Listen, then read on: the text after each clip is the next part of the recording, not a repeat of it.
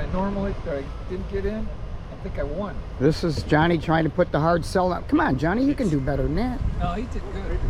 That was a good hard sell. Steve is the only one in the league who's harder than Chuck Lowe. Wow. Chuck Lowe, I've gotten to play several times this year. Has Chuck won, He's though? actually walked away sometime. Like, Chuck, you in the game? He goes, no, and then he goes, oh, okay. But Steve, I'm a ofer. I'm wearing the collar the whole entire year. He's still got that first communion money he's trying to get rid of.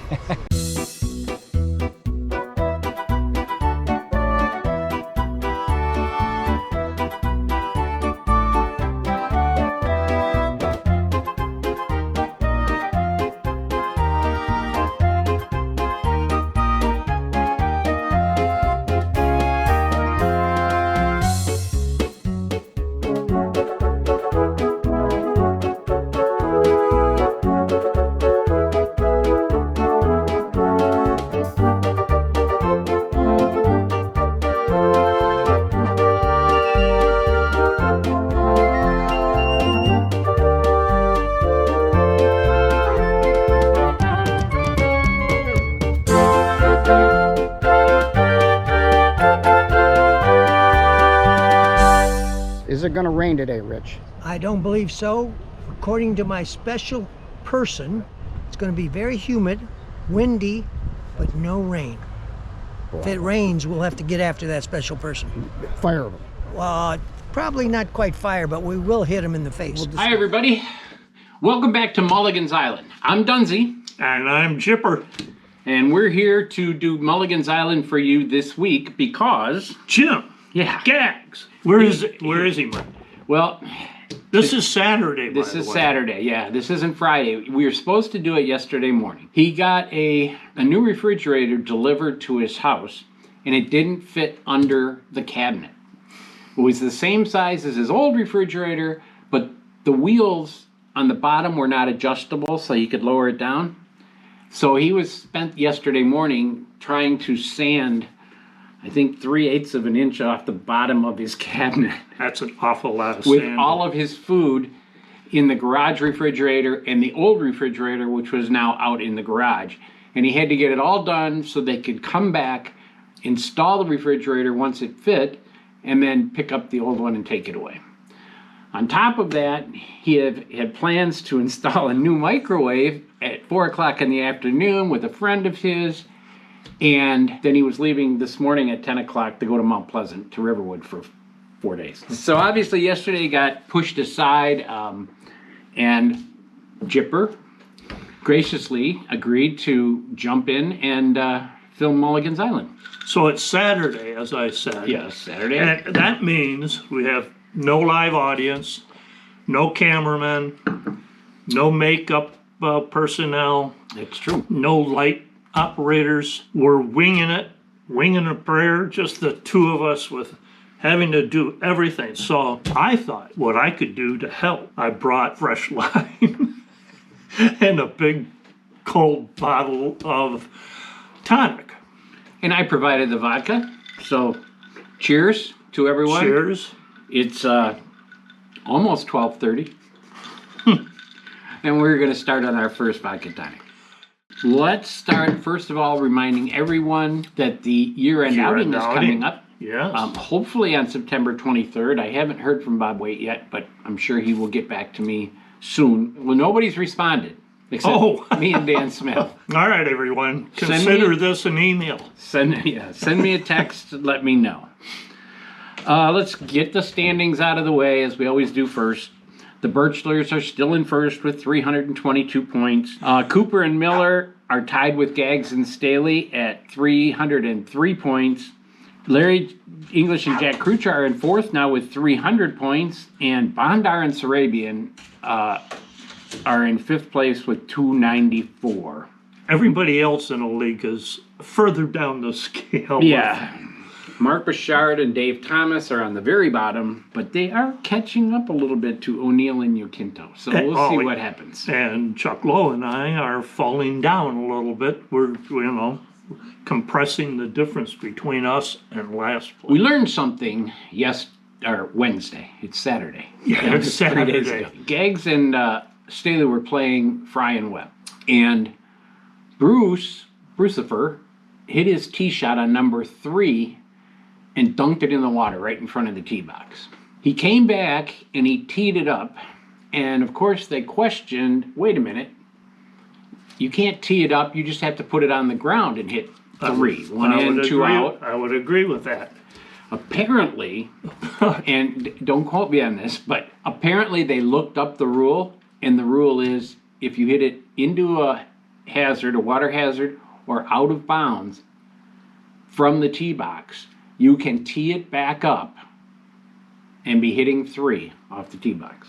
They looked it up. They said that's the rule. You might want to look it up and verify that, make a little bit of fact checking, but that's the rule. So we learned something. All right, we had one tie yesterday. Densky, who was playing for Tim Cooper, and Cam Miller tied with Pedlow and Rapson in the we should have just drunk match of the day because they both tied 10-10, 10-10. That's the old Mark Baldwin rule. Yeah. We should have just sat and drank. We had one very close match. Joy and Steve Goebel, who was subbing for Mike Moser, beat Baldwin and Wally 21-19. Close. Speaking of Mark Baldwin. Uh-oh.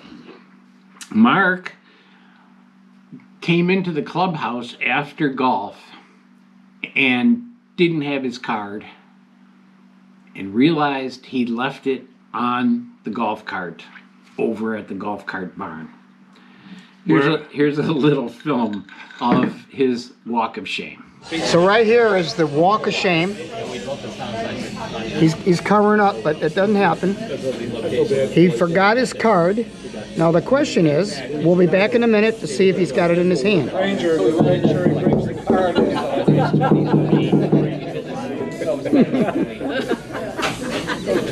Well, I'll go grab him a Johnny Walker. So it's Friday.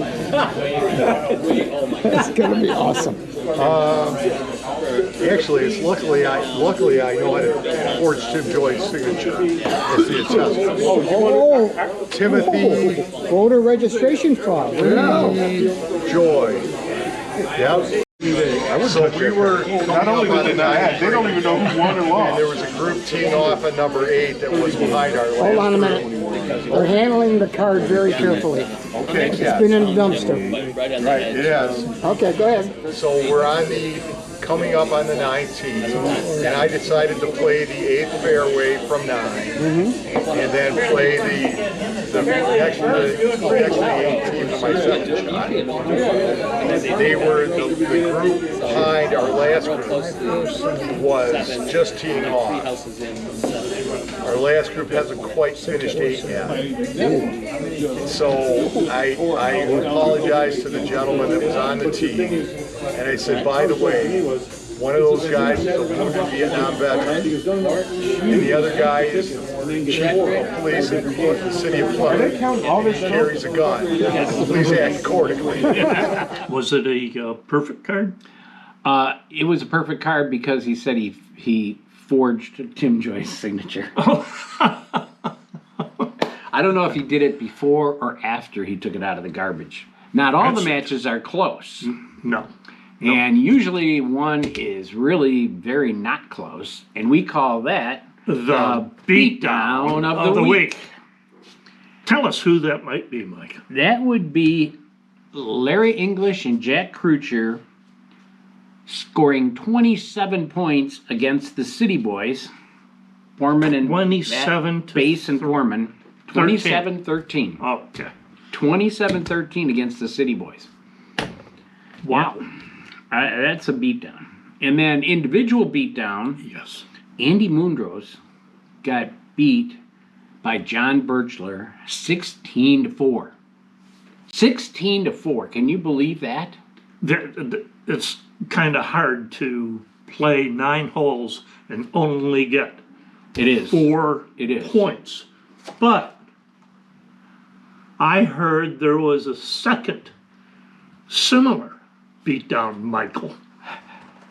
Why don't you tell us about that? Jeff Sarabian has got a new golf grip. He told us all about it, about how it fits in his fingers instead of in his palm. And he was hitting the ball straight and far every shot, and I didn't have a chance. Oh, you! And he beat me 16-4. Yes, he did. He whooped my butt. Wow. Amazing. He shot a nice, beautiful 37. It was a joy to watch, actually. Let's talk about some scores. Low gross, Mike Florio shot par. Par Okay. on the lakes. Low gross. Yep. Yes. Shot Okay. par on the Par. lakes. That is a good round, Mike. That- Congratulations. Yes. 35. Very good, Mike. Jeff Sarabian, 2 thumbs up. eyewitness, We got a 2 thumbs up. shot the 37. Zane Birchler shot 38. And Zane was playing Mike Florio. Oh, And- wow. That was a fast round. Yeah. Yeah. And, well, no, it was the Birchlers. Oh, It wasn't. And oh, Andy. yeah, okay. And Andy was in that. That was not a fast round. Oh, okay. And Bill Kincaid shot 42. So good round, Bill. Yes. Low net, John Bezuvis, Steve Goebel, who is subbing for Mike Moser, and Jeff Sarabian shot net 30. Wow.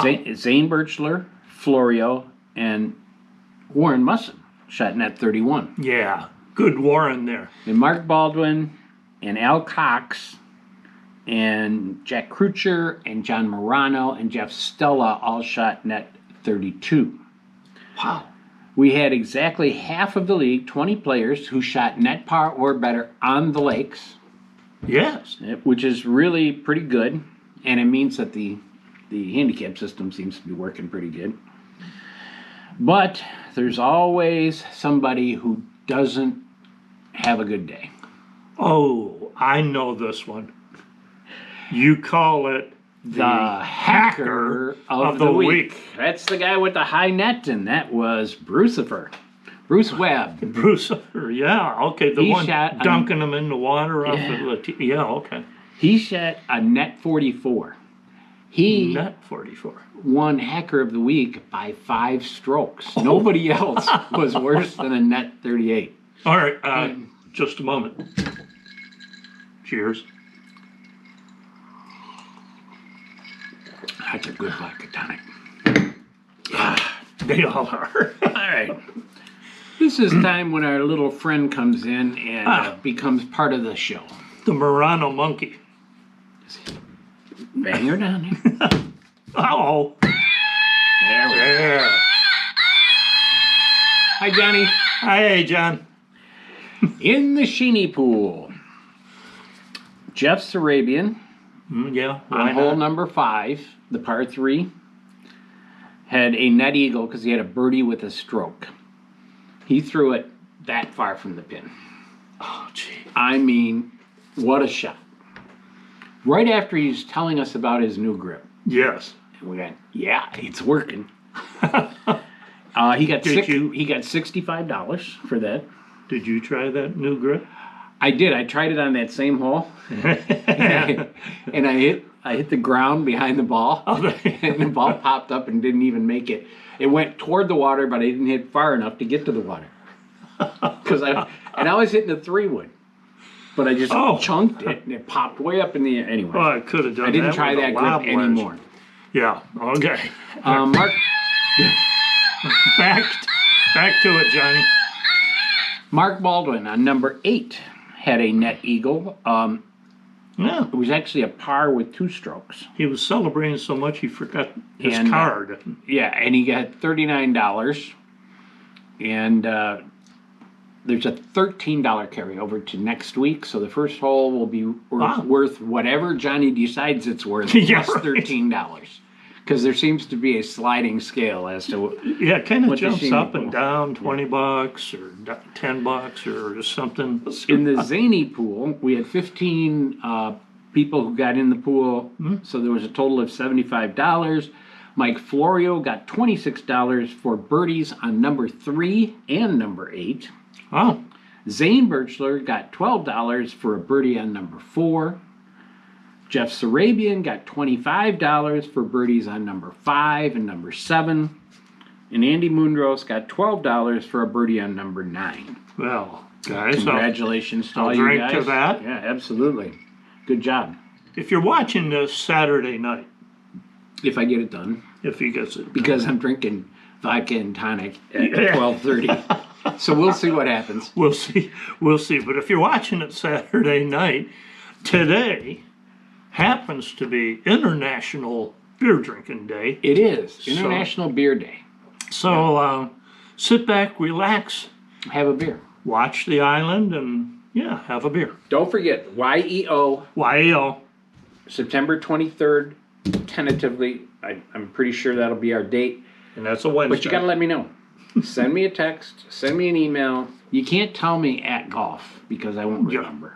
You got to send me something so I can make a list. So, because we're going to have to let the golf course know probably by September, 2 weeks in advance. Yeah, 14th or no, even it wouldn't be before the that. 14th. Like the 6th or 7th. 9th or Something like Yeah. that. So we've only got like 2 weeks to get this all put together. sign up. We want to see us all out there. Yep. And don't forget, Crazy Outfit Day.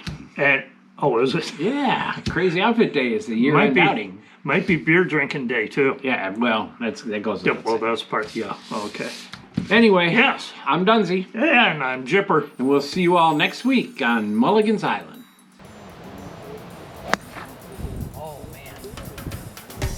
That was ridiculous. This will be even worse. You been drinking? No, I should have. Why does your breath smell like chicken cock?